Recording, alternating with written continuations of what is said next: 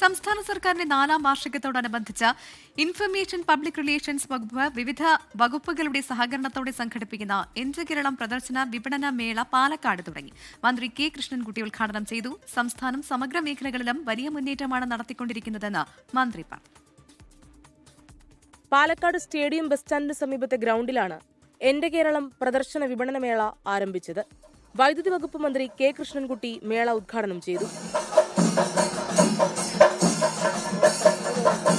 സർക്കാർ വകുപ്പുകളിൽ നിന്ന് എന്തെല്ലാം സേവനങ്ങളാണ് ലഭ്യമാകുന്നതിനെ സംബന്ധിച്ച് വിശദമായ വിവരങ്ങൾ ഓരോ വകുപ്പുകളുടെയും സ്റ്റാളുകളിൽ ലഭ്യമാണ്. സാധാരണക്കാർക്കും ലഭിക്കേണ്ട ആനുകൂല്യങ്ങൾ തങ്ങളുടെ അറിവില്ലായ്മ മൂലം നിഷേധിക്കപ്പെടരുത് എന്ന കരുതിയാണ് വിപുലമായ ഒരു പ്രദർശനമേള ഇവിടെ സംഘടിപ്പിക്കപ്പെട്ടിരിക്കുന്നത്. മന്ത്രി എം വി രാജേഷ് അധ്യക്ഷത വഹിച്ചു. ജില്ലാ കളക്ടർ ജി പ്രിയങ്ക, MLA-മാരായ Prasenan, K Babu, A Prabhakaran, P Sumod, P Mammikutty, K Premkumar തുടങ്ങിയവർ പങ്കെടുത്തു.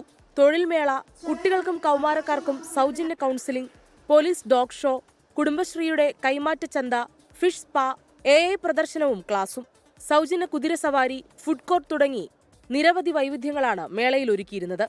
എല്ലാ ദിവസവും രാവിലെ 9 മുതൽ രാത്രി 10 മണി വരെയാണ് മേളയുടെ സമയക്രമം. പ്രവേശനം സൗജന്യമാണ്. ഈ മാസം 10 വരെ മേള തുടരും. 24 പാലക്കാട്.